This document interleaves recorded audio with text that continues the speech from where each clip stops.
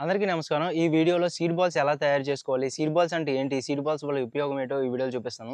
తప్పకుండా చూడండి. ఎందుకంటే సీడ్ బాల్స్ పర్యావరణానికి ఎంతో ఉపయోగపడతది.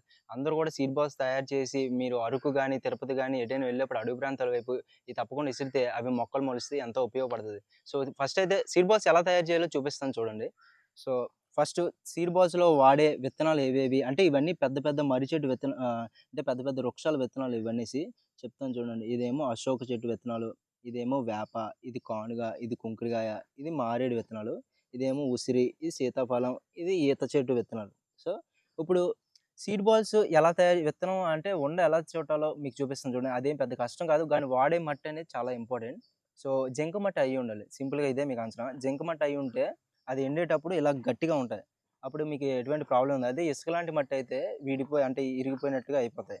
సో, ఇప్పుడు ఉండ చెట్టు చూపిస్తాను చూడండి. ఇలా చిన్న మట్టి తీసుకొని ఇందులో ఒక విత్తనం పెట్టి జస్ట్ ఇలా చుట్టేయడమే అయిపోయింది. ఎక్కువైపోతే తీసేయడం. ఇలా చుట్టేసి అయిపోయడమే.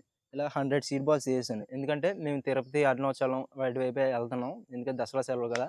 సో, ఇటు సైడ్ అంతా గూడా ఇవి జల్లడానికి, పర్యావరణానికి ఎంతో మంచి చేసే పనులు మనం ఖచ్చితంగా చేయాలి.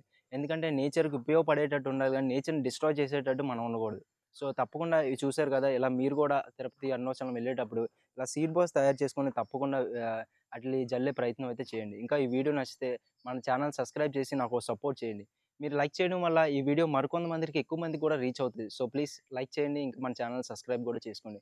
మీకు ఈ సీడ్ బాల్స్ మీద ఏమైనా డౌట్స్ ఉంటే కామెంట్ చేయండి. మీ అభిప్రాయం ఏంటో కూడా కామెంట్ చేయండి. So, thank you.